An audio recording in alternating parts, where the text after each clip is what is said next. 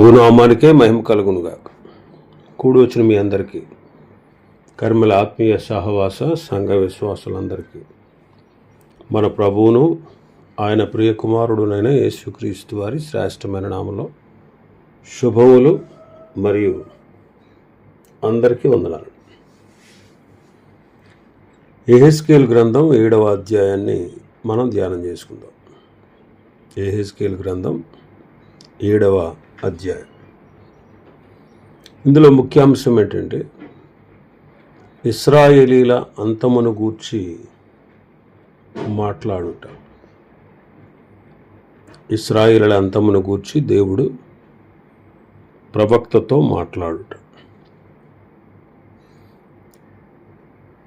మొదటి విషయం ఏంటంటే అంతము వచ్చి ఉన్నది.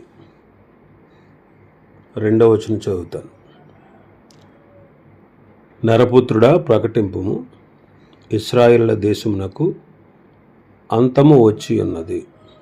నలుదిక్కుల దేశమునకు అంతము వచ్చే ఉన్నదని ప్రభువు యెహోవా సెలవిచ్చుచున్నాడు.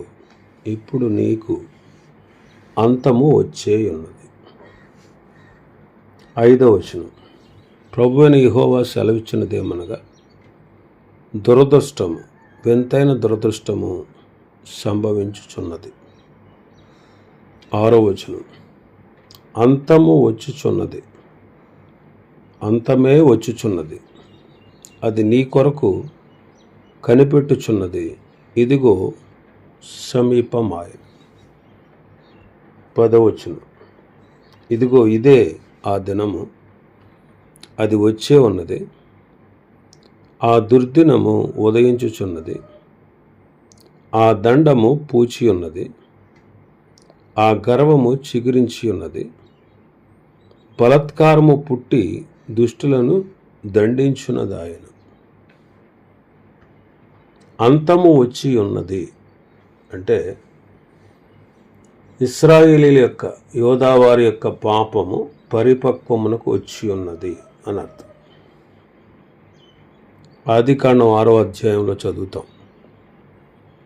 11వ వచనం నుంచి చదివితే, భూలోకము దేవుని సన్నిధిని చెడిపోయి ఉండెను, భూమి బలత్కారముతో నిండి ఉండెను, భూమి మీద సమస్త శరీరులు తమ మార్గములను చెరిపివేసుకొనిరి, నా సన్నిధిని వారి అంతము వచ్చి ఉన్నది, వారిని నాశనము చేయుదును అని ప్రభు చెప్పారు.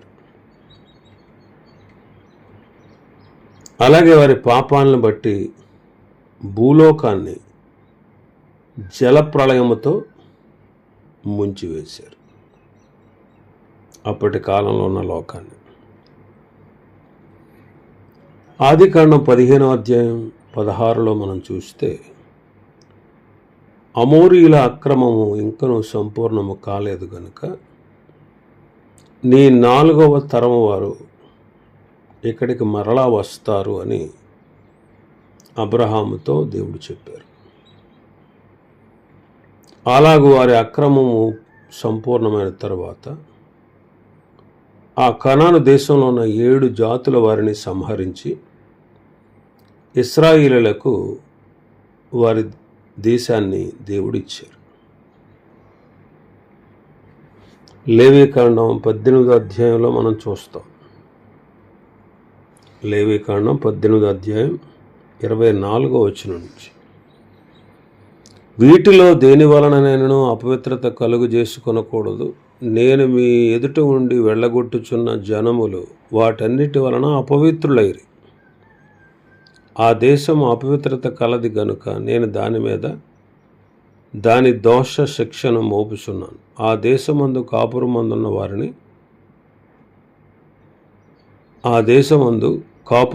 కాపురమున్న వారిని వెళ్ళగక్కి వేయుచున్నది. కాబట్టి ఆ దేశం మీకంటే ముందుగానున్న ప్రజలను వెళ్ళగ్రక్కి వేసిన ప్రకారము మీ అపవిత్రతను బట్టి మిమ్మల్ని వెళ్ళగ్రక్కి వేయకుండానట్లు మీరు, అనగా స్వదేశీయే గాని మీలో నివసించు పరదేశీయే గాని, ఈ హేయక్రియలన్నిటిలో దేనిని చేయక ఈ నా కట్టడలను నా విధులను ఆచరింపవలను. ఎవరు అట్టి హేయ క్రియలలో దేనినైనను చేయుదురో వారు ప్రజలలో నుండి కొట్టివేయబడుతారు. కాబట్టి మీకంటే ముందుగానున్నవారు అనుసరించిన ఆ హేయమైన ఆచారములలో దేనినైనను అనుసరించుట వలన అపవిత్రత కలుగజేసుకొనకుండునట్లు నేను మీకు విధించిన విధిని అనుసరించి నడుచుకొనవలెను.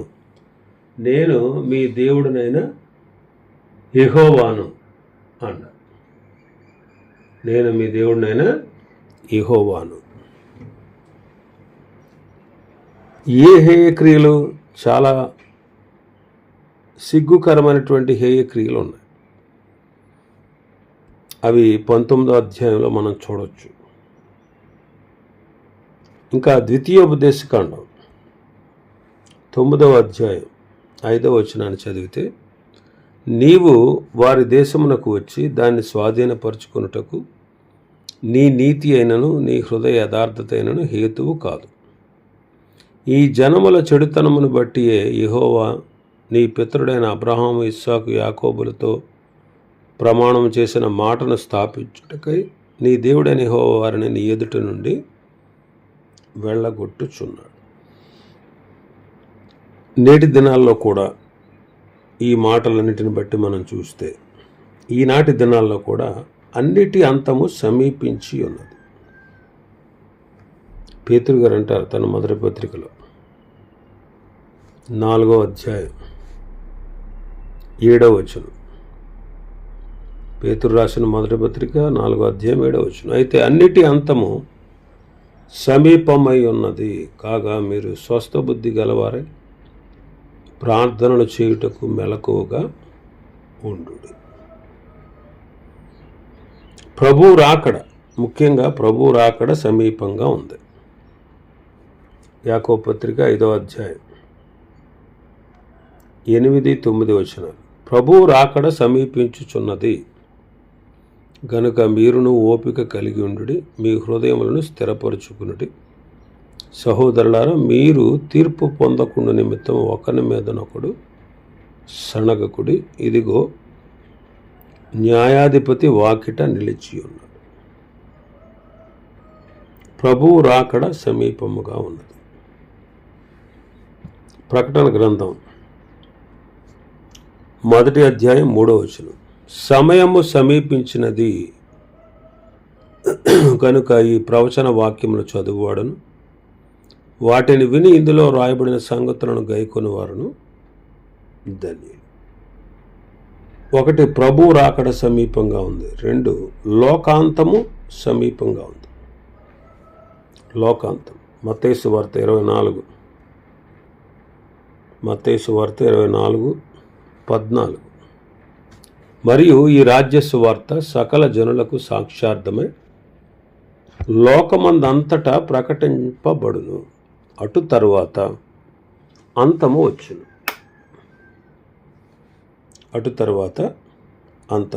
లోకాంతం అన్నమాట.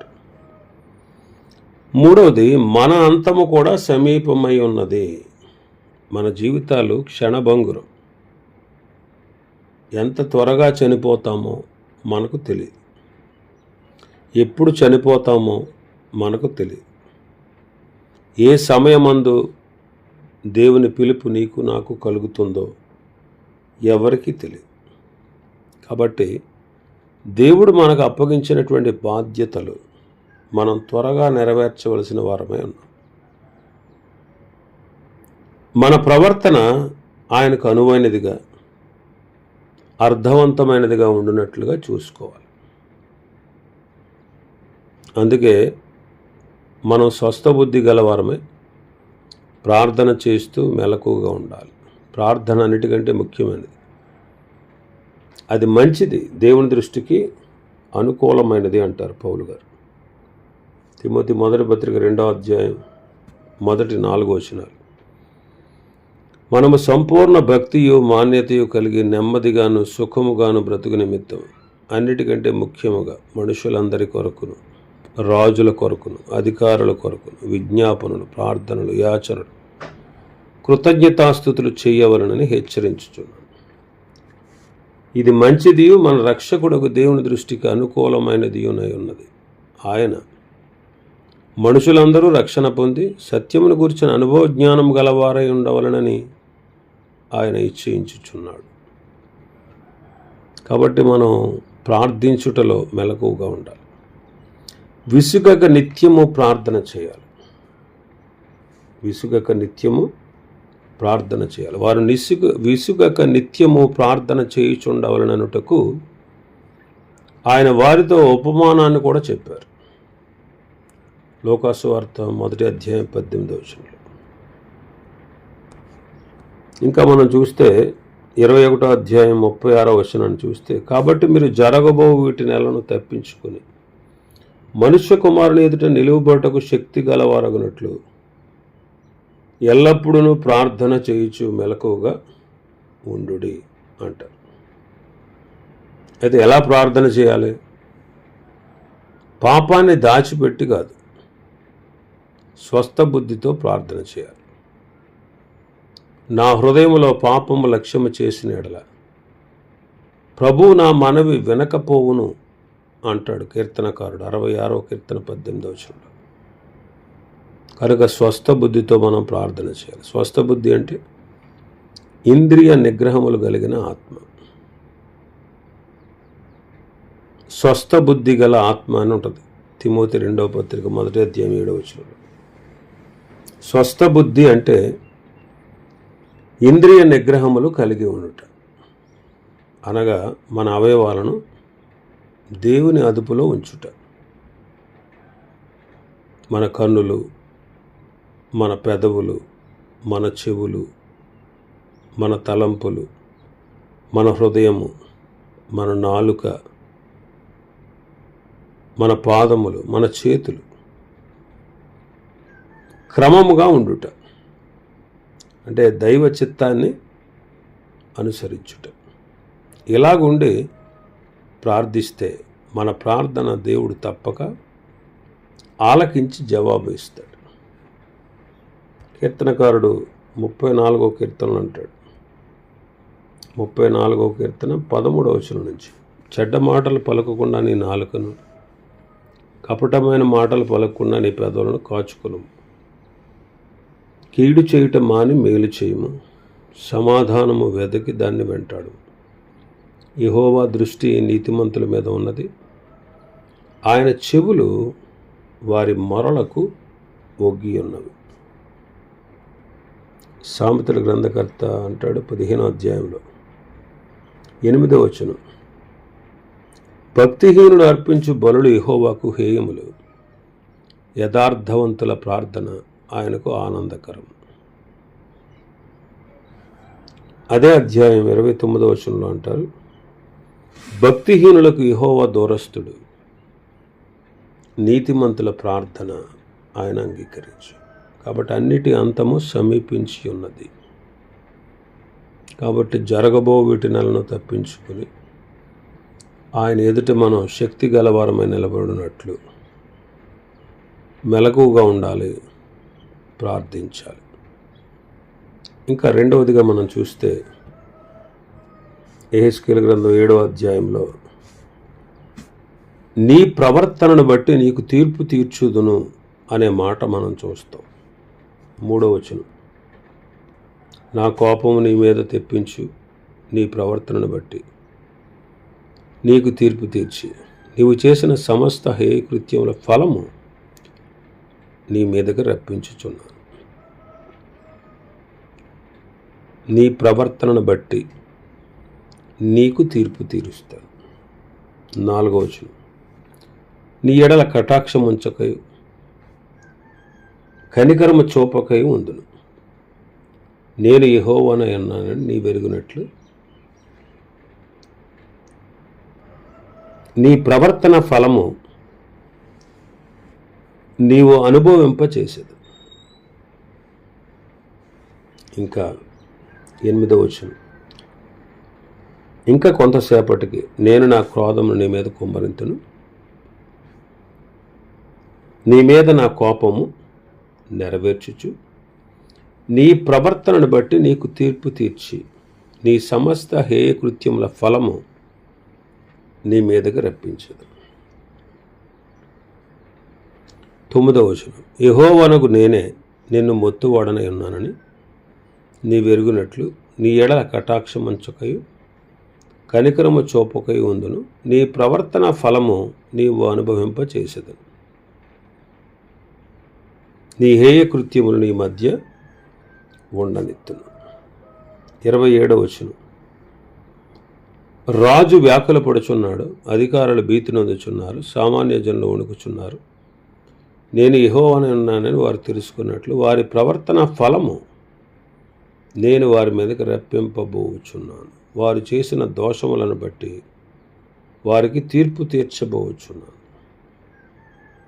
5 సార్లు నీ ప్రవర్తనను బట్టి నీకు తీర్పు తీరుస్తాను అని ఉంది. మనం ఈ లోకంలోనికి ఏమీ తేలేదు, ఏమీ తీసుకుని పోలేం. కానీ మన క్రియలు మన వెంట వస్తాయి. మన క్రియలు మన వెంట వస్తాయి. మన ప్రవర్తనను బట్టే, మనం ప్రవర్తించిన తీరును బట్టే మనకు తీర్పు జరుగుతుంది.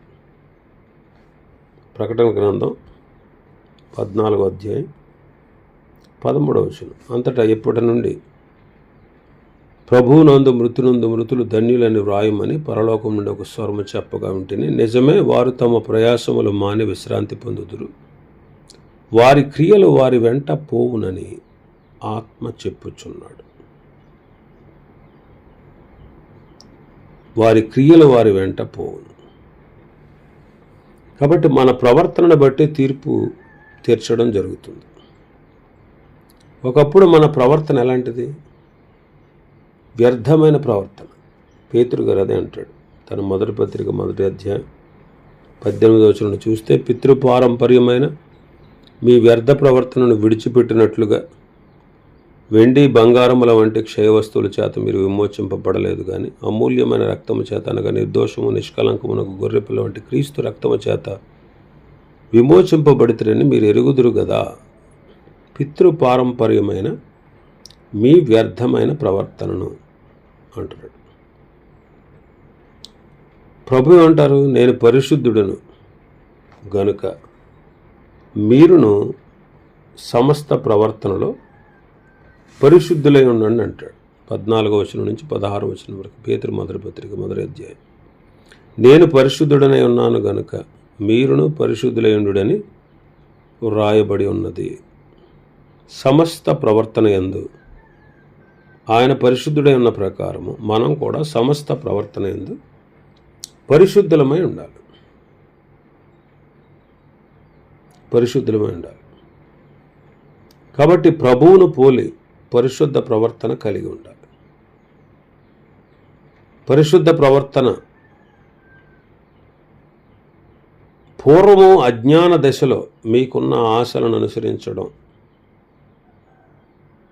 అది మాని పరిశుద్ధ ప్రవర్తన కలిగి ఉండాలి. అజ్ఞాన దశలో మనకు దురాశలు ఉండేవి, మనుజాశలు ఉండేవి, శరీరాశలు ఉండేవి.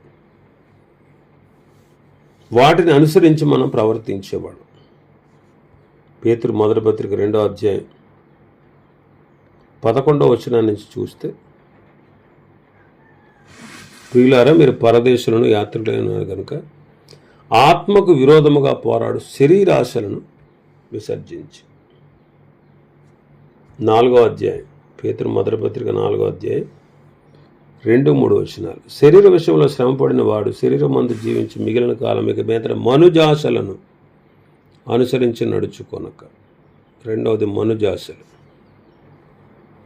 3వ వచనం, మనం పోకిరి చేసలు, దురాశలు, మద్యపానం, అల్లరితో కూడిన ఆటపాటలు, త్రాగుబోతుల విందులు, చేయదగిన విగ్రహ పూజలు మొదలైన వాటి యందు నడుచుకొనుచు అన్యజనుల ఇష్టము నెరవేర్చుటకు గతించిన కాలమే చాలును.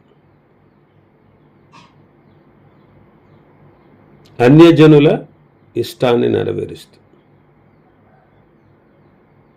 కాబట్టి ఇలాంటి ప్రవర్తన మనం కలిగి ఉండేవాడు. వాటిని అనుసరించి ప్రవర్తింపక సమస్త విషయంలో మనం ఎలా ఉండాలి? పరిశుద్ధులుగా ఉండాలి. అలాగ ప్రవర్తించుట దేవుని యొక్క ఇష్టాన్ని, దేవుని యొక్క చిత్తాన్ని మనం నెరవేర్చుటే. కాబట్టి వారి మధ్యలో చక్కటి ప్రవర్తన కలిగి ఉండాలి. పేతురు గారు తన మొదటి పత్రికలో చెప్పారు, 2వ అధ్యాయం 12వ వచనంలో చూస్తే, అన్యజనులు మిమ్మును ఏ విషయంలో దుర్మార్గులని దూషింతురు, ఆ విషయంలో వారు మీ సత్క్రియలను చూచి వాటిని బట్టి దర్శన దినమున దేవుని మహింపరిచినట్లు వారి మధ్య మంచి ప్రవర్తన కలవారై ఉండండి. మంచి ప్రవర్తన. 15వ వచనంలో చూస్తే 2:15 పేతురు మొదటి పత్రిక, మీరిట్లు యుక్త ప్రవర్తన గలవారై అజ్ఞానముగా మాట్లాడు మూర్ఖుల నోరు మూయుట దేవుని చిత్తం. యుక్తమైన ప్రవర్తన కలిగిన వారై, యుక్తమైన ప్రవర్తన.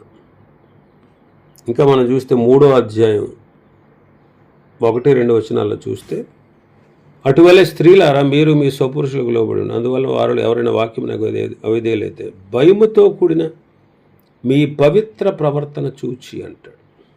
భయముతో కూడిన పవిత్ర ప్రవర్తన ఉంటే వారి భర్త రక్షింపబడతారు. అజ్ఞానంగా మాట్లాడే వారి నోరు మూయబడుతుంది. అన్యజనులు కూడా దర్శన దినమందు దేవుణ్ణి మహిమపరుస్తారు. 3వ అధ్యాయం 16వ వచనం మనం చూస్తే, 3వ అధ్యాయం పేతురు మొదటి పత్రిక 3వ అధ్యాయం 15-16 వచనాలు, నిర్బలమైన మనస్సాక్షి కలిగిన వారి మీలో ఉన్న నిరీక్షణ గురించి మిమ్మల్ని హేతువుడికి ప్రతివానికి సాత్వికముతోను భయముతోను సమాధానం చెప్పుటకు ఎల్లప్పుడూ సిద్ధముగా ఉండి మీ హృదయమునందు క్రీస్తును ప్రభువుగా ప్రతిష్ఠించడం. అప్పుడు మీరు దేని విషయమై దుర్మార్గులను దూషింపబడుదురో దాని విషయమై క్రీస్తునందున మీ సత్ప్రవర్తన మీద అపనిందలు వేయువారు సిగ్గుపడతారు. సత్ప్రవర్తన. అందుకే 4:19 కూడా అంటాడు అన్నమాట పేతురు మొదటి పత్రికలో. కాబట్టి దేవుని చిత్త ప్రకారం బాధపడేవారు సత్ప్రవర్తన గలవారే నమ్మకమైన సృష్టికర్తకు తమ ఆత్మలను అప్పగించుకొనవలెను. కనుక మన ప్రవర్తన చాలా ప్రాముఖ్యమైనది. కాబట్టి మన ప్రవర్తనను బట్టి దేవుడు ఫలం ఇస్తాడు. మన ప్రవర్తనను బట్టి తీర్పు తీరుస్తాడు. మన ప్రవర్తనను బట్టి మనకు శిక్ష విధిస్తారు.